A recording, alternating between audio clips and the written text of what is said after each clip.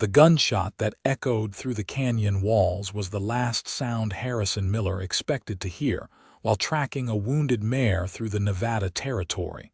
But what followed was even stranger. Absolute silence, then the gentle scrape of brush against canvas.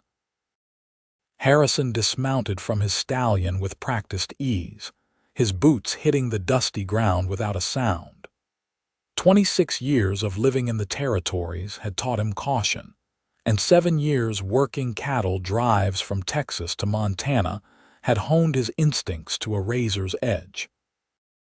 He moved through the sagebrush with his hand resting on the colt at his hip, following the narrow deer trail that wound up the rocky hillside. The year was 1882, and the wild lands around Bodie, Nevada, still held plenty of dangers for the unwary.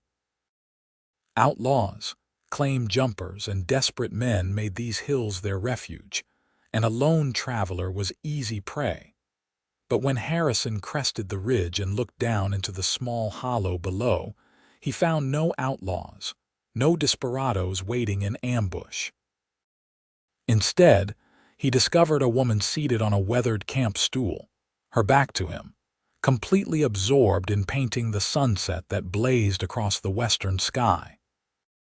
An easel stood before her, and she worked with swift, confident strokes, her brush dancing across the canvas as she captured the impossible colors spreading across the horizon. Golds and crimsons and purples merged together in ways that seemed too beautiful to be real. Yet there they were, reflected both in the sky and on her canvas. Harrison stood frozen, caught between the need to announce himself and the strange reluctance to break whatever spell held this moment. The woman wore a simple traveling dress of dark blue cotton, practical but well made, with her sleeves rolled up to her elbows. Her honey-colored hair was pinned in a loose arrangement at the base of her neck, with several strands escaping to dance in the evening breeze. A small camp was set up nearby. A bedroll, a carefully banked fire, supplies stacked with military precision. A rifle leaned against a boulder within easy reach but currently forgotten. The gunshot he had heard, Harrison realized, must have been her shooting dinner. A rabbit hung from a nearby branch, already cleaned and ready for the fire. She was alone, apparently comfortable with her solitude, and completely unaware that she was being watched. Harrison knew he should call out, make his presence known, but something held him still. He watched as she tilted her head, studying the sky with an intensity that spoke of deep passion. She mixed colors on her palette with swift, sure movements, then applied them to the canvas in bold strokes that somehow captured not just the colors but the feeling of the sunset, the way it made the heart ache with its beauty. He had never seen anything like it. He had never seen anyone like her.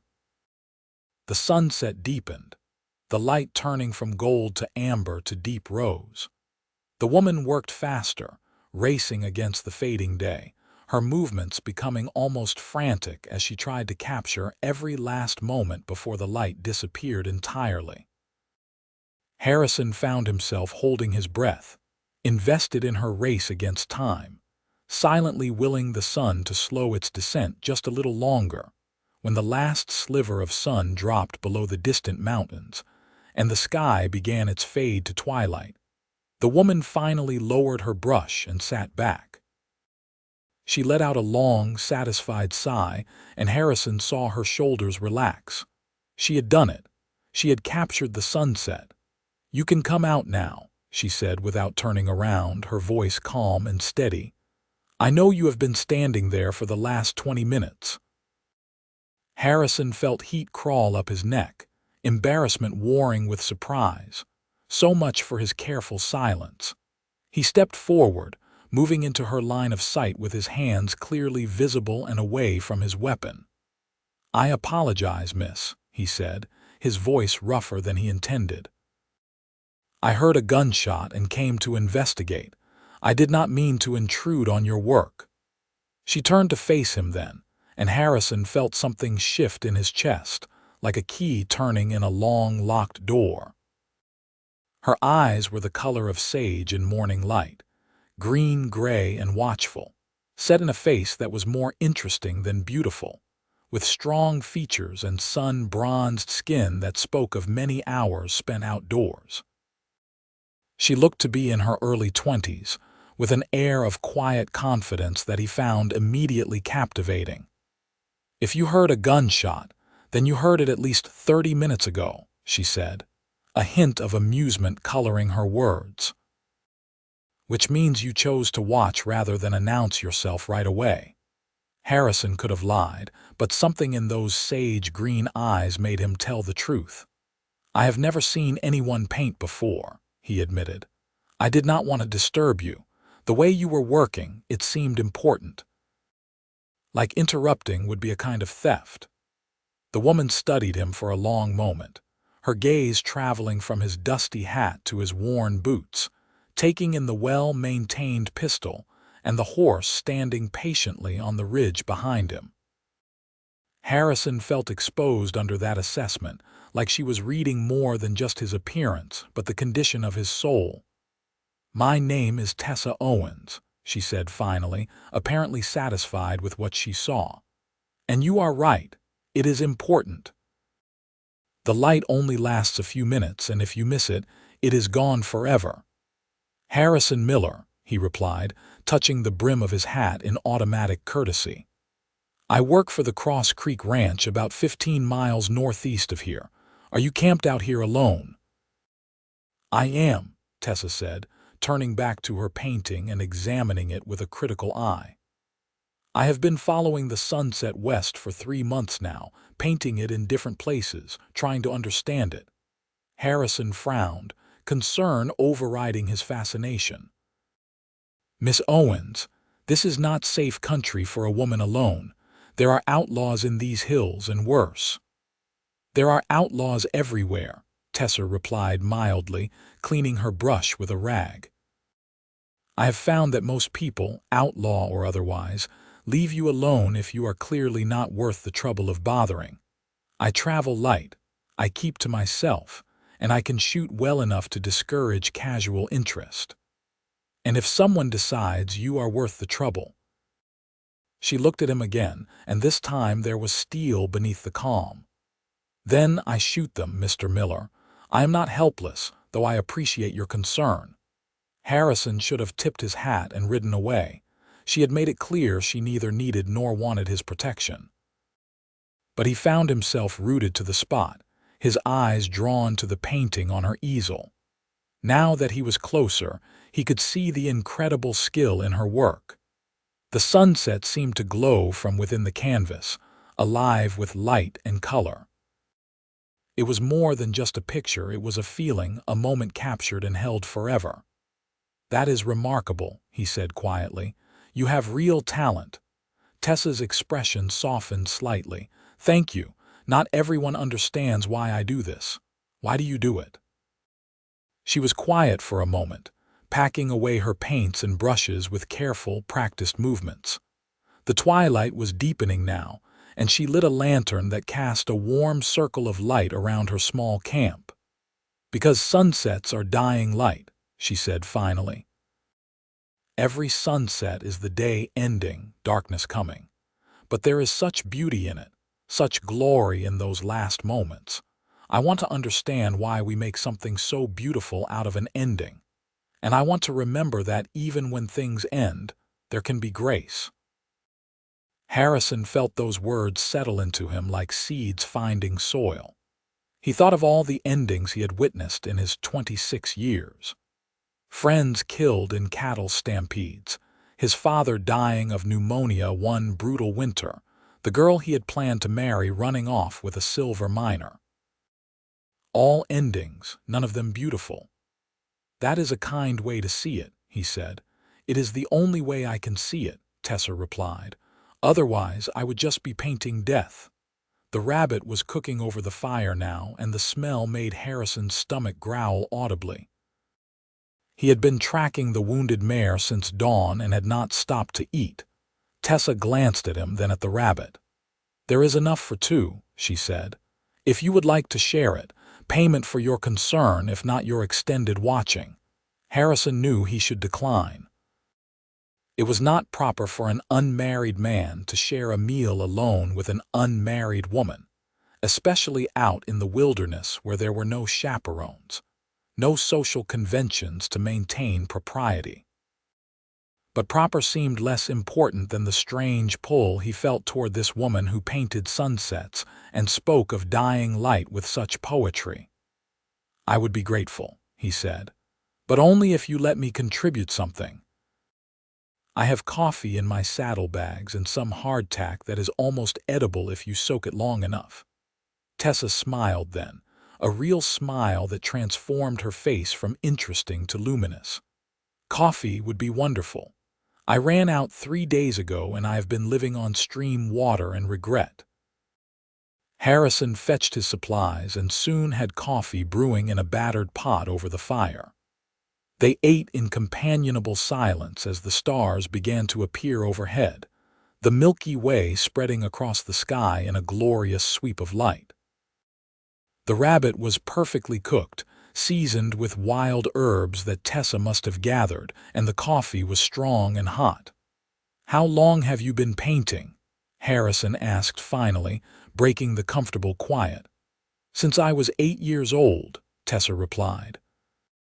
"My father was a surveyor, and we traveled all over the territories. He would be working with his instruments, measuring and mapping, and I would sit nearby and draw what I saw.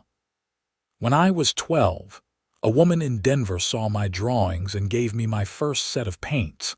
I have been painting ever since." "Your father, he does not mind you traveling alone." Tessa's expression closed slightly, a shadow passing over her face. "My father died 2 years ago, cholera. After that, there was no one to mind what I did. No one except my brother, and he has his own life in San Francisco. He sends me money when he remembers and worry when he does not. I am sorry for your loss. Thank you." Tessa poked at the fire with a stick, sending sparks spiraling up into the darkness. "He taught me to be independent, to trust my own judgment. I think he would approve of this journey, even if he would worry about the dangers." Harrison understood that. His own father had taught him self-reliance, the importance of making your own way in a hard world. It was part of why he had stayed in the territories rather than going east where life was easier but more constrained. "What about you, Mr. Miller? What brings a ranch hand into these hills?" "A wounded mare," Harrison said. "She broke away from the herd 3 days ago, and I have been tracking her. She has an injury on her left foreleg, nothing fatal if I can get to her, but bad enough that she could die if infection sets in. I have lost her trail in the rocks, but I will pick it up again come morning." "That is a long way to go for one horse. She is a good horse, and she is my responsibility. I do not leave behind what is mine to care for." Tessa looked at him with new interest, her sage green eyes reflecting the firelight. "That is an admirable quality, rare but admirable." They talked until the fire burned low, conversation flowing easily despite their very different lives. Tessa spoke of the places she had been, the sunsets she had painted from the coast of California to the mountains of Colorado. Harrison told her about ranch life, the brutal winters and scorching summers, the satisfaction of honest work well done. They discovered a shared love of the wild places, the empty lands where a person could think their own thoughts without the press of civilization. When Harrison finally stood to leave, the moon was high overhead and he felt strangely reluctant to go. He saddled his horse and prepared to ride back to the line shack where he had left his gear, but he paused before mounting. "Will you be here tomorrow?" he asked, trying to keep his voice casual. Tessa looked up from where she was banking the fire for the night. "I will be here for another few days at least. The light from this location is particularly good, and I want to do several more paintings." Harrison nodded, something tight in his chest loosening. I will be tracking the mare in this area. I might pass by again." "You might," Tessa agreed, and there was the hint of a smile in her voice. "If you do, feel free to watch, though next time perhaps announce yourself sooner." Harrison rode away feeling like something fundamental had shifted in his world, though he could not have explained what or how. He made camp in the line shack and lay on his bedroll staring at the ceiling, replaying every moment of the evening. He thought about the way Tessa's hands had moved across the canvas, confident and sure. The way the firelight had caught in her honey-colored hair. The intelligence in her eyes and the quiet strength in her bearing. He thought about her painting endings, trying to find beauty in dying light. And he found himself wondering if maybe she was looking at it backwards. Maybe sunsets were not about the day ending. Maybe they were about the promise of the next day coming, the light returning. Maybe what Tessa painted was not death but the space between, the transition from what was to what would be. Maybe what she painted was hope. Harrison rose before dawn the next morning, restless with an energy he could not name. He found the mare's trail within an hour, following the tracks through a narrow canyon to a sheltered spring. The mare was there, drinking warily, favoring her injured leg. It took patience and gentle persistence, but Harrison managed to get close enough to examine the wound. It was not as bad as he had feared, a deep scratch but no infection yet. He cleaned it with water from the spring and applied a poultice of herbs and mud that would draw out any poison. The mare allowed this with only token protest, seeming to understand he was trying to help. By the time he had the mare secured on a lead rope and ready to start back to the ranch, it was mid-afternoon. The ranch was northeast, Cross Creek was close to Bodie, and Tessa's camp was southwest.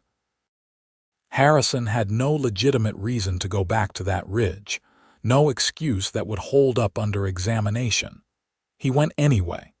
He told himself he was just checking to make sure she was safe, that no trouble had found her in the night. He told himself it was simple courtesy, letting her know he had found the mare. He told himself a dozen different lies and knew they were all covers for the simple truth. He wanted to see her again. Tessa was painting when he arrived, working on a fresh canvas, capturing the afternoon light as it slanted across the canyon walls. She looked up when she heard the horses and waved, not seeming surprised to see him. "You found her," she called, taking in the mare on the lead rope. "I am glad." Harrison dismounted and led both horses down to the camp. "The wound was not as bad as I feared. She should be fine." "Good." Tessa continued painting, but she was smiling. "Are you going to watch again, or would you rather help me with something?" "Help with what?" "I want to paint from higher up, get a different perspective on the light, but I need someone to carry my supplies up to that outcropping." She gestured to a rocky prominence about 50 feet above the camp. "I would do it myself, but it would take 3 trips and I would miss the best light." Harrison found himself grinning. "I can do that." They spent the next hour hauling her supplies up the narrow trail to the outcropping. Easel, paints, canvas, camp stool, everything she needed to work. The view from the top was spectacular, giving a clear sight across the valley to the distant mountains. Tessa set up quickly, her movements efficient from long practice, and was soon absorbed in her work. Harrison sat on a nearby boulder and watched, no longer trying to hide his interest. He watched the way she studied the landscape, her eyes narrowing as she analyzed the light and color. He watched her mix paints, combining colors in ways that seemed random until she applied them to the canvas, and suddenly, they were exactly right. He watched her become completely lost in her work, existing in a space where nothing mattered except capturing the light before it changed. And slowly, without quite realizing when it happened, Harrison understood what he was feeling. This was not just fascination or attraction, though both of those were present. This was recognition. Looking at Tessa was like looking at something he had been searching for without knowing he was searching, like finding the answer to a question he had not known how to ask. She was painting sunsets, capturing the dying light. But watching her, he felt like he was seeing his sunrise, the beginning of something rather than the end. The thought should have frightened him. They had known each other for less than a day. This kind of certainty was foolish, the stuff of dime novels and fairy stories. Real life did not work this way. Real people did not fall in love at first sight, except Harrison was starting to think maybe they did. "You have gotten very quiet," Tessa said, glancing over at him. "Am I boring you?" "No," Harrison said, and his voice came out rougher than he intended. "Not even a little bit." Something in his tone made her stop painting and turn to look at him fully. Their eyes met and held, and Harrison saw awareness dawn in her expression. She felt it too, this strange pull, this sense of connection. He could see it in the way her breath caught, the way her pupils dilated slightly. "Mr. Miller," she began, then stopped, seeming uncertain for the first time since he had met her. "Harrison," he said. "My name is Harrison." "Harrison," she repeated, and he loved the way his name sounded in her voice. "I think we should be careful here." Careful of what? Of moving too fast. Of assuming things that might not be true. But even as she said it, she did not look away, did not break the connection between them. "What if they are true?" Harrison asked. "What if sometimes you just know?" Tessa set down her brush with careful precision. "I have been alone for a long time," she said quietly. "I have gotten used to it, more than used to it.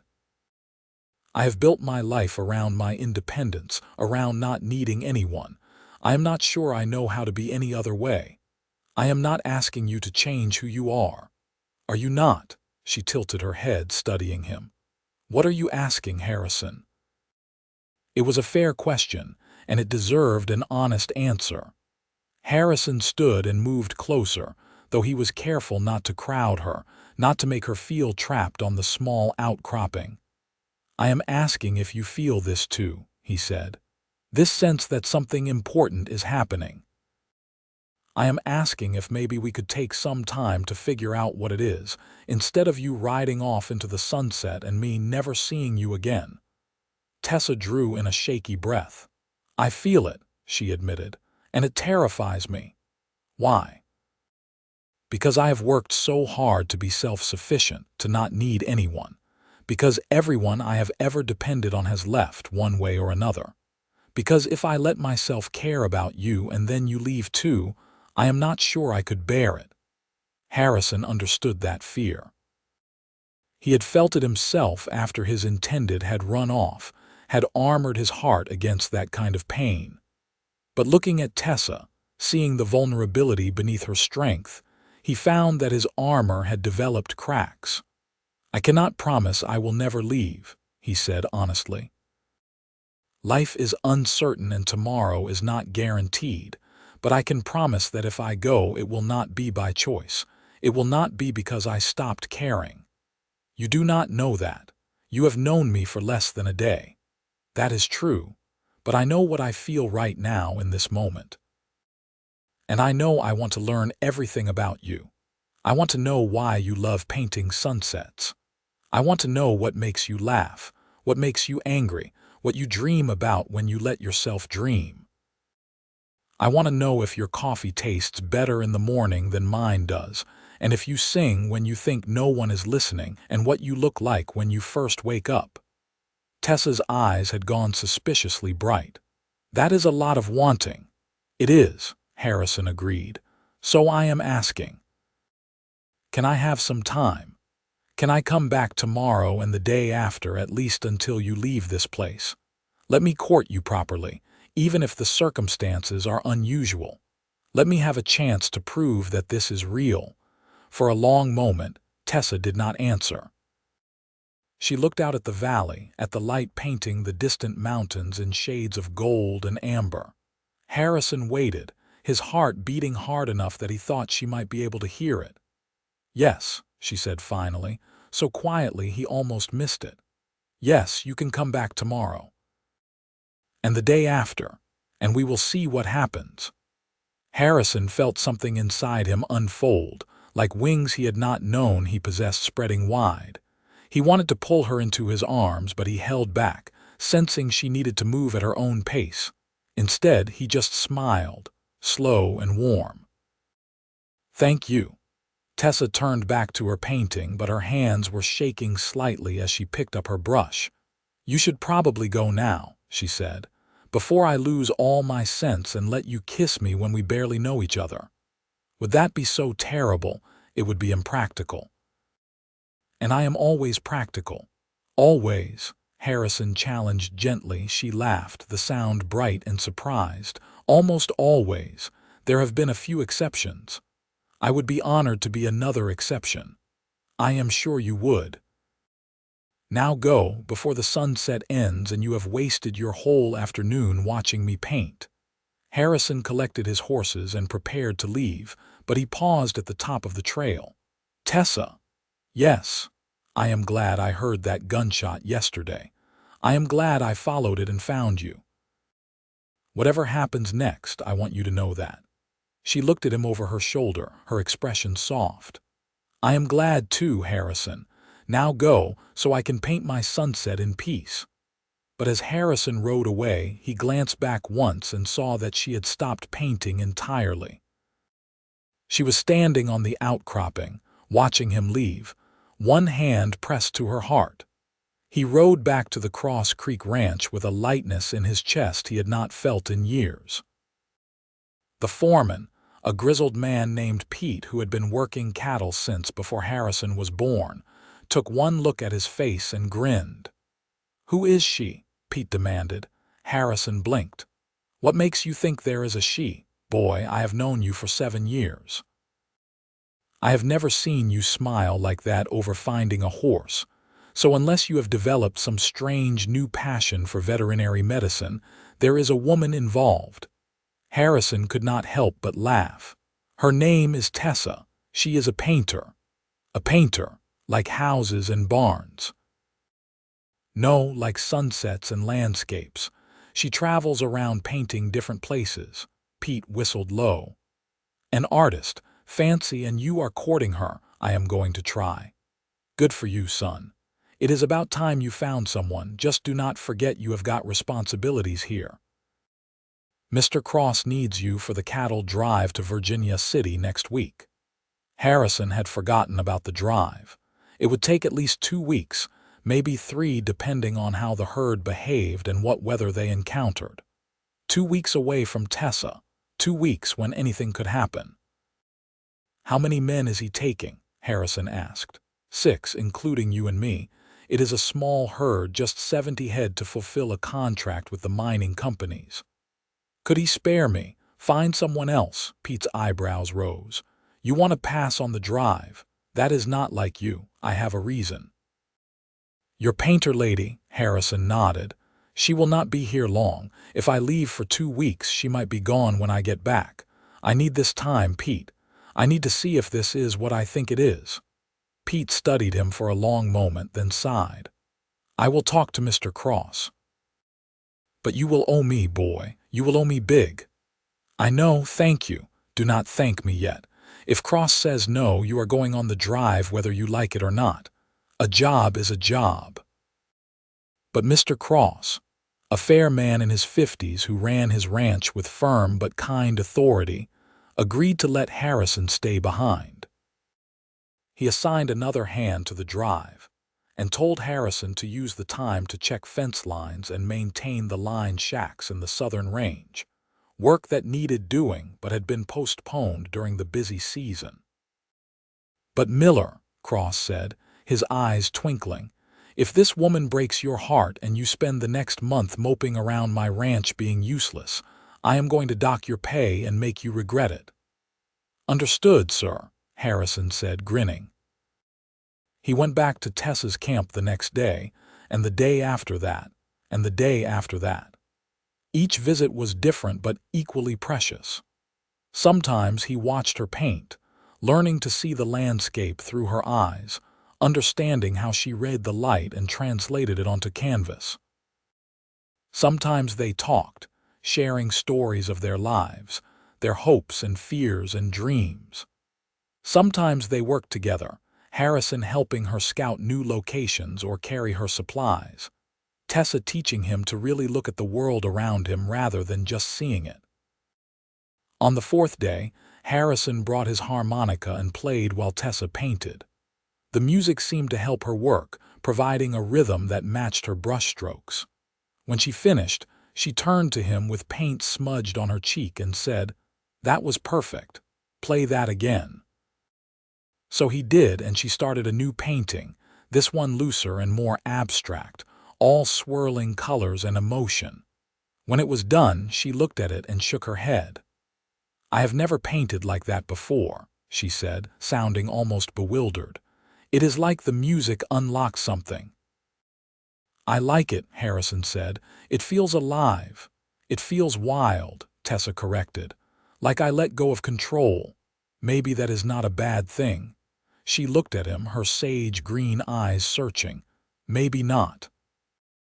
On the fifth day, they climbed to the top of the highest ridge in the area, a grueling 3-hour trek that left them both breathless and laughing. The view from the summit was worth every step, stretching out for miles in every direction.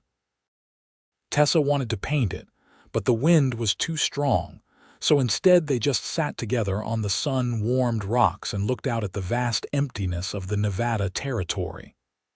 "I understand why you love it out here," Harrison said. "The space, the freedom." "It is the only place I feel truly myself," Tessa replied. "In cities, in towns, there are always expectations, always roles to play, but out here I can just be." "I feel the same way. I went east once to St. Louis, stayed for 3 months trying to make it work. I felt like I was suffocating the whole time." "What brought you back, honestly?" "I woke up one morning and realized I would rather be poor and free in the territories than rich and caged anywhere else. So I bought a train ticket west and never looked back." Tessa reached out and took his hand, the first time she had initiated contact between them. Her fingers were slender and strong, stained with paint that would not quite wash off. Harrison held her hand gently, afraid she would spook and pull away, but she did not. She laced her fingers through his and held on tight. "I am scared, Harrison," she said softly. "I am scared of how much I already care about you. It has only been 5 days. This should not be possible. I know, I am scared too. What if we are wrong? What if this is just infatuation, proximity, loneliness? What if it fades?" Harrison turned to face her fully, bringing his free hand up to cup her cheek. She leaned into the touch, her eyes fluttering closed for a moment. "What if it does not fade?" he countered. "What if this is real and we are too afraid to reach for it? Which risk would you rather take?" Tessa opened her eyes, and in them he saw both fear and hope warring for dominance. "I do not know. I am not used to not knowing. Neither am I, but I am willing to find out. Are you?" For an answer, Tessa leaned forward and kissed him, soft and tentative and full of question.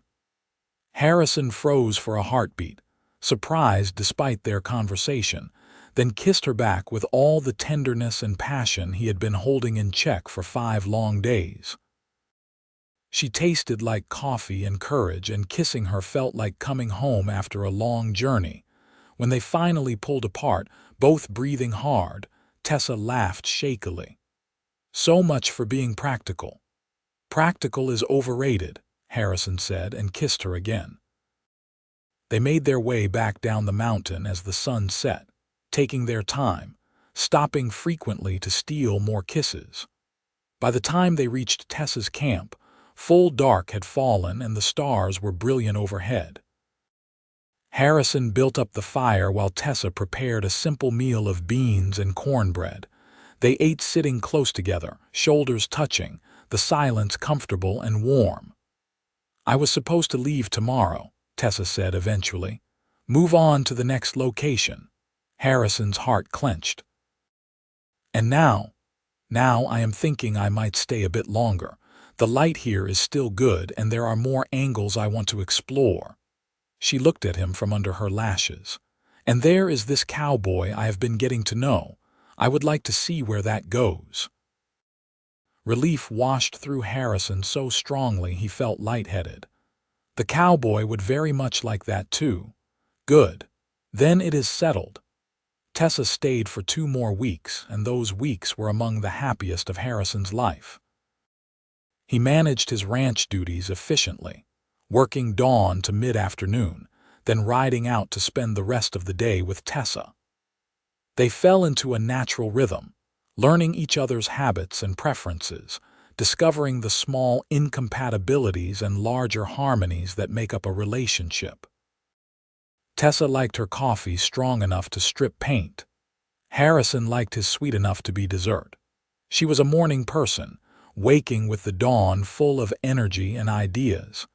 He was slower to start, needing time and coffee before he was fully functional. She worked in bursts of intense focus followed by periods of rest. He preferred steady, consistent effort throughout the day, but they both loved the wild places. They both valued honesty over politeness. They both believed in working hard and finding joy in simple things. And they were both, slowly and against all their careful defenses, falling deeply in love. Harrison brought her to the ranch one Sunday, wanting her to see the place that was such a large part of his life. Mr. Cross and his wife Martha welcomed Tessa warmly, delighted to meet the woman who had put such a smile on Harrison's face. Martha insisted on feeding them a huge meal, and over roast chicken and potatoes, the conversation flowed easily. "You should paint the ranch," Martha suggested.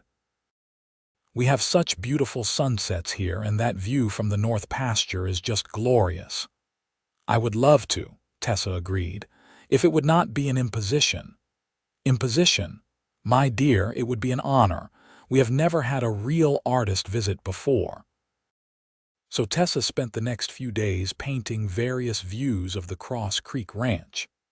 She captured the main house with its wide porch and flower gardens, the bunkhouse where the hands lived, the corrals and barns and the cattle scattered across the rolling hills. She painted the sunset from the north pasture, and when Martha saw the finished piece, she insisted on buying it. "I do not have much money," Martha said apologetically, "but I can offer $30 and all the supplies you need for the next month. Paint, canvas, whatever you require." Tessa looked stunned. "That is incredibly generous, Mrs. Cross. Are you certain?" "Absolutely certain. Your work is beautiful and I want to support it.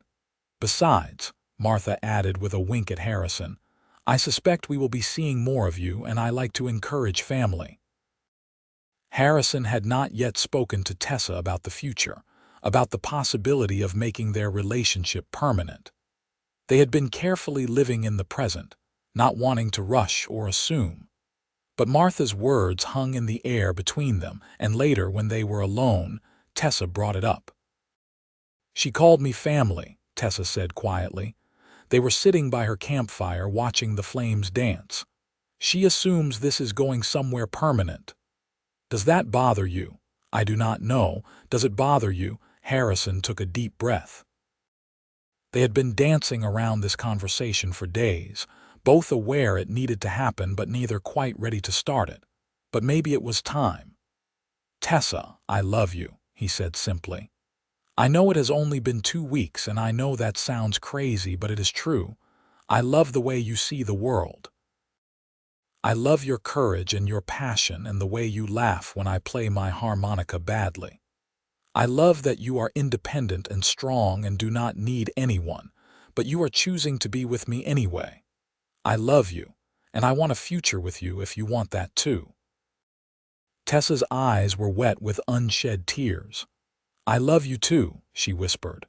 "I have been trying not to, trying to protect myself, but it is no use. I love you, Harrison, but I do not know how to make this work. My whole life is traveling, painting, moving from place to place." Your life is here at the ranch with responsibilities and commitments. How do we bridge that gap? It was a fair question, one Harrison had been wrestling with himself. We compromise, he said. We find a way to honor both our needs. What if you made a base here in Bodie or somewhere nearby? You could still travel to paint, take trips of a few weeks or a month, but you would have a home to come back to. And I could come with you sometimes when the ranch work is slow. Mr. Cross has been after me to take more time off anyway. You would do that, travel with me. I would do anything that means being with you. Within reason, he added with a slight smile. I cannot abandon the ranch entirely, but we can make it work if we both want it badly enough. Tessa was quiet for a long moment, staring into the fire. Harrison waited, his heart in his throat, knowing that this was the moment when everything would be decided. I want it, Tessa said finally. I want to make this work. I want to build a life with you, even if it is unconventional, especially if it is unconventional. Harrison pulled her into his arms, holding her tight against his chest. So is that a yes? You will marry me? Tessa pulled back just enough to look at him. Did you just propose? I guess I did. Badly, apparently, since I did it by accident. Harrison cupped her face in his hands. Let me try again. Tessa Owens, you are my sunrise, my hope, my future. Will you marry me? Yes, Tessa said, laughing and crying at the same time. Yes, I will marry you, Harrison Miller, against all sense and reason, yes. They were married 3 weeks later in a small ceremony at the ranch. Pete stood up as Harrison's best man, still grumbling good-naturedly about having to lend him his good suit. Martha served as Tessa's matron of honor and helped her find a simple white dress in Bodie that fit perfectly. The local preacher officiated, and the whole thing took less than 20 minutes, but Harrison had never experienced anything more profound. When the preacher pronounced them husband and wife and Harrison kissed his bride, he felt that sense of rightness again, that certainty that this was exactly where he was supposed to be. Tessa smiled against his lips, her hands clutching his shoulders, and he knew she felt it too. They honeymooned at Tessa's favorite painting location, spending a week in the high country with nothing but each other and the endless sky. Tessa painted in the mornings and evenings, and they spent the afternoons exploring, talking, learning the intimate details of being married. It was not always easy. They had both been independent for so long that adjusting to sharing space and making joint decisions took effort. But they were patient with each other, willing to work through the rough spots, and slowly they found their rhythm. When they returned to Bodie, they found a small house on the edge of town, close enough to civilization for Tessa to get supplies, but far enough out that they had space and privacy. It was nothing fancy, just 3 rooms and a barn, but it had good light and a spectacular view of the mountains. Harrison continued working at the Cross Creek Ranch, while Tessa set up a studio in the largest room of the house and continued her painting. True to their agreement, they traveled together when possible. That fall, Harrison took 3 weeks off and they journeyed into the Sierras, Tessa painting the autumn colors while Harrison hunted and fished to keep them fed. In winter, they stayed close to home, Harrison working the ranch while Tessa painted local scenes and took on commissions from wealthy families in Bodie who wanted portraits or landscapes. It was not always perfect. They had their arguments, usually about Tessa taking unnecessary risks while traveling or Harrison working too many hours and neglecting his own health. But they learned to fight fair and forgive quickly, and the love between them only deepened with time. In the spring of 1883, a year after they met, Tessa discovered she was pregnant. The news terrified both of them. Harrison worried about the dangers of childbirth, the risks to Tessa's health. Tessa worried about losing her independence, her ability to travel and paint. But underneath the fear was excitement, the strange joy of knowing they had created something together. What if I am a terrible mother? Tessa asked one night, lying in bed with her head on Harrison's chest. Her belly was just starting to show, a small curve that Harrison loved to rest his hand on. "You will not be," Harrison said with certainty. "You are strong and brave and patient. You will teach our child to see the beauty in the world, to be independent, to think for themselves. What more could a child need?" "Love," Tessa said. "A child needs love." "Then they will have that in abundance. Because I already love this baby, and I know you do too." Tessa did paint throughout her pregnancy, though she had to adjust her methods as she grew larger and less mobile. She could not climb to the high ridges anymore, could not spend all day on her feet. But she found new subjects closer to home, painting the ranch and the town and the people who lived there. She did a series of portraits of the ranch hands that became quite popular, and suddenly she had more commissions than she could handle. "I should raise my prices," she said one evening, looking at the list of people who wanted paintings. "I am working too much and it is not good for the baby." "Raise them," Harrison agreed. "You are worth it. Your work is exceptional." So Tessa raised her prices, and to her surprise, the commissions kept coming. People wanted her work specifically because it was good, and they were willing to pay what it was worth. For the first time in her life, Tessa had real financial security, money coming from her own work rather than charity from her brother or the kindness of strangers. Their son was born in November of 1883, during an early snowstorm that trapped them in the house for 3 days. The birth was hard, longer and more painful than Harrison had prepared himself for, and there were moments when he feared he would lose them both. But Martha Cross was there, experienced with difficult births, and she guided Tessa through the worst of it with firm competence. When Harrison finally heard his son's cry, thin and indignant in the cold air, he felt his knees go weak with relief. Martha handed him the baby, wrapped in clean blankets, and Harrison looked down at the tiny red face in wonder. "You have a boy," Martha said. "A healthy, strong boy." "Is Tessa all right?" "She is fine." "Exhausted but fine. Give her a moment to rest, then you can bring her the baby." Harrison sat down heavily in the rocking chair by the fire, unable to take his eyes off his son. The baby had stopped crying and was looking around with unfocused eyes, taking in this new world he had been thrust into. He had a dusting of dark hair, Harrison's strong nose, and fingers that were already trying to grip. "Hello," Harrison whispered. "Hello, little one. Welcome to the world." When Tessa was cleaned up and resting in bed, Harrison brought her the baby. She took him with shaking arms, tears streaming down her face as she looked at their son. "He is perfect," she breathed. "Harrison, look at him. He is perfect." "He is," Harrison agreed, sitting on the edge of the bed with his arm around Tessa's shoulders. "What should we name him?" They had discussed names but never settled on anything, both wanting to wait until they met the baby to decide. Now, looking at his small face, the name came to Harrison immediately. "Henry," he said, "after my father, Henry Arthur Miller." "Henry," Tessa repeated, testing the sound. "I like it. Hello, Henry, I am your mother and this is your father and we are going to love you so much." Parenthood changed everything. Harrison had known it would, but he had not understood the depth of that change until he was living it.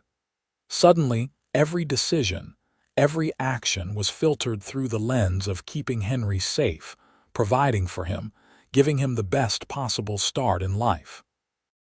Harrison worked harder than ever at the ranch, taking on extra duties to earn more money. Tessa's painting slowed but did not stop. She found ways to work with Henry nearby, setting up her easel in the house where she could paint while he napped or played. It was exhausting. It was overwhelming.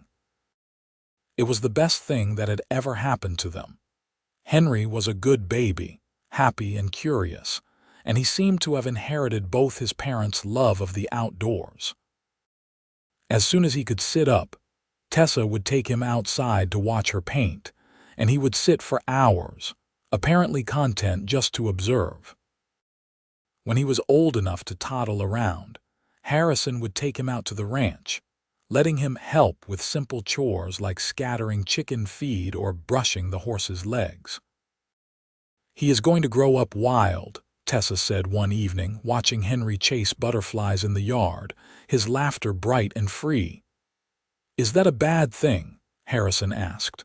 "Not at all. I think it is the best thing." In the spring of 1885, when Henry was 18 months old, Tessa announced she was pregnant again. This time the fear was less, the excitement more. They knew what to expect, knew they could handle the challenges. Their second child, a daughter they named Emma Rose, was born that December, an easier birth that nevertheless left them all exhausted and elated. Emma was different from Henry from the start, more vocal, more demanding, but also more affectionate. Where Henry could entertain himself for hours, Emma needed constant attention. Where Henry was cautious, Emma was fearless. She kept them on their toes, and Tessa joked that Emma had gotten a double dose of independence from both parents.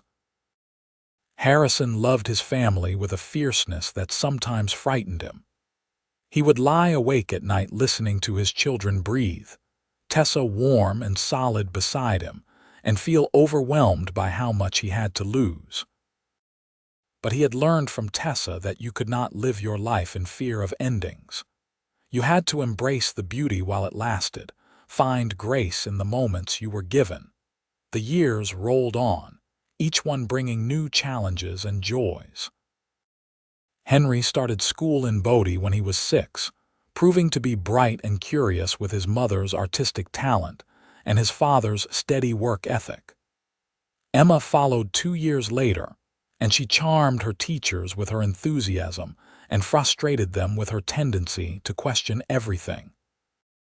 Tessa continued to paint, her style evolving and maturing. Her sunset paintings became famous in the region, sought after by collectors and galleries. She had shows in San Francisco and Sacramento, her work commanding prices she never could have imagined when she started out. But success never changed her. She still painted because she loved it, still traveled to remote places to capture the light, though now Harrison or the children often came with her. Harrison eventually became foreman at Cross Creek Ranch when Pete retired, a position that came with more responsibility, but also more freedom to set his own schedule. He made sure to take time off regularly, to be present for his family, to not lose himself in work the way he had seen other men do. When Mr. Cross died in 1892 and left the ranch to his nephews back east, Harrison faced a choice. The new owners wanted to modernize, bring in new methods and managers from the east. They offered to keep Harrison on, but it was clear his role would be diminished, his autonomy gone. "What do you want to do?" Tessa asked when he told her about the offer. "I am not sure," Harrison admitted. "Part of me wants to stay to fight for the ranch to prove I am as good as any manager from back east, but part of me is tired, Tessa. I have been working that ranch for 17 years. Maybe it is time for something different." What would something different look like? Harrison had been thinking about this, turning possibilities over in his mind. "We have saved a good amount of money. Your paintings sell well. What if we bought our own land, just a small spread enough to run a few dozen head and be self-sufficient? We could do it our way, make our own decisions. And I could travel with you more the way we always talked about but never quite managed." Tessa's eyes lit up. "You would want that?" "To start over? With you?" "Absolutely." They found land about 20 miles south of Bodie, 200 acres of good grazing with a year-round stream and spectacular views. They bought it for a fair price and spent the next year building it up, constructing a larger house and proper barns, buying cattle and horses, creating something that was entirely theirs. Henry and Emma, now 14 and 12, threw themselves into the project with enthusiasm, excited to have a ranch of their own. It was hard work, starting from scratch, but it was also deeply satisfying. Harrison loved working his own land, making decisions based on what was best for his family rather than what a distant owner wanted. Tessa loved having more space for a studio, more freedom to paint without feeling like she was neglecting other responsibilities. And they traveled, finally making good on their promise to see the West together. They took trips to Arizona and Colorado, to the Oregon coast and the redwood forests of California. Tessa painted constantly, her collection of work growing and diversifying. Harrison took photographs, a new hobby he had developed, capturing scenes that complemented Tessa's paintings. Henry grew into a thoughtful young man with his mother's artistic eye and his father's practical nature. He went to art school in San Francisco for 2 years, then came home and announced he wanted to combine ranching with art, documenting the West before it changed too much. Emma became a teacher in Bodie, passionate about education, and determined to give children opportunities she felt they might not otherwise have.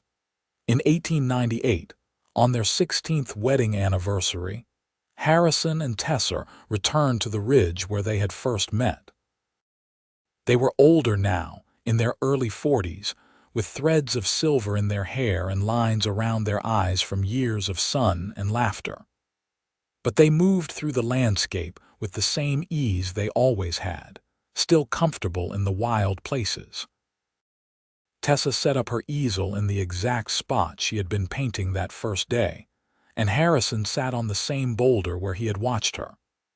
The sunset that evening was spectacular, all gold and crimson and deep purple, the kind of sunset that made you believe in divine artistry. "Do you remember what I told you the first day we met?" Tessa asked, not taking her eyes from her work. "About painting sunsets, about trying to find beauty in endings." "I remember," Harrison said. "I was wrong, you know, or not wrong exactly, but incomplete. Sunsets are beautiful, yes. But they are not just endings. They are the promise of another day coming, another chance to get things right." She paused, studying the colors on her palette. "You taught me that. You taught me to see the sunrise instead of just the sunset." Harrison crossed to her and wrapped his arms around her waist, resting his chin on her shoulder.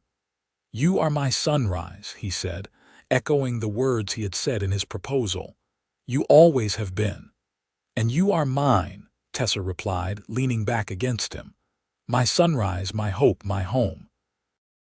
They stood like that, watching the sun sink below the mountains, painting the sky in impossible colors. When the last light faded and the stars began to emerge, Tessa set down her brush and turned in Harrison's arms, kissing him with the same passion and tenderness as always. "I love you," she said. "I love the life we have built together. I love our children and our ranch and the way you still watch me paint like it is the first time." "I love you too," Harrison replied. "More than I have words for, more than I thought possible." They made camp that night under the stars, lying close together in their bedroll, talking quietly about their life together, about their hopes for their children's futures, about the places they still wanted to see. Eventually they fell silent, just holding each other, content in the peace they had found. Years continued to pass, each one a gift. They became grandparents in 1905 when Henry married a woman from Sacramento and had twin boys. Emma married a fellow teacher 3 years later and had a daughter she named Tessa, after her mother. Harrison and Tessa divided their time between their ranch and visiting their children, delighting in the chaos and joy of grandchildren. Tessa painted until her hands became too arthritic to hold a brush steadily. And even then she sketched, unable to completely give up the work that had defined so much of her life. Her paintings hung in galleries across the West, and she had gained recognition as one of the most important landscape artists of her generation. But she always said her greatest work was not on any canvas but in the life she had built with Harrison and the family they had created together. Harrison worked the ranch until he was in his 60s, finally handing over the day-to-day operations to Henry and his family. He took up woodworking in his retirement, creating furniture and small sculptures that had their own quiet artistry. He and Tessa spent their days in peaceful companionship, still traveling occasionally but mostly content to be at home, surrounded by family and the landscape they loved. On a cool evening in October 1922, 40 years after they first met, Harrison and Tessa sat on the porch of their ranch house, watching the sunset together. Tessa had her sketchbook on her lap, though she was not drawing, just holding it. Harrison held her hand, his grip still strong despite his 73 years. The sunset was beautiful, painting the sky in shades they had seen thousands of times but never tired of. As the light faded and the first stars appeared, Tessa leaned her head on Harrison's shoulder. "Thank you," she said softly. "For what? For watching me paint that first day, for not riding away, for choosing to build this life with me." Harrison kissed the top of her head, his heart full. "Thank you for letting me. Thank you for being my sunrise." They sat in comfortable silence as darkness fell, still holding hands, still together after all these years. The Wild West they had known was changing, becoming more settled, more civilized. But here, on their ranch with the stars overhead and the sound of their grandchildren playing in the yard, they had preserved something of that wild freedom, that sense of endless possibility. They had found each other against all odds, two independent souls who had learned that independence was not diminished by love, but enriched by it. They had built a life of beauty and meaning, raised children who carried their values forward, created art that would outlast them. And every morning when Harrison woke to find Tessa beside him, he was grateful all over again for that gunshot he had followed, that ridge he had climbed, that woman he had found painting sunsets. She had been capturing endings, trying to find grace in the dying light. But she had become his beginning, his sunrise, his forever.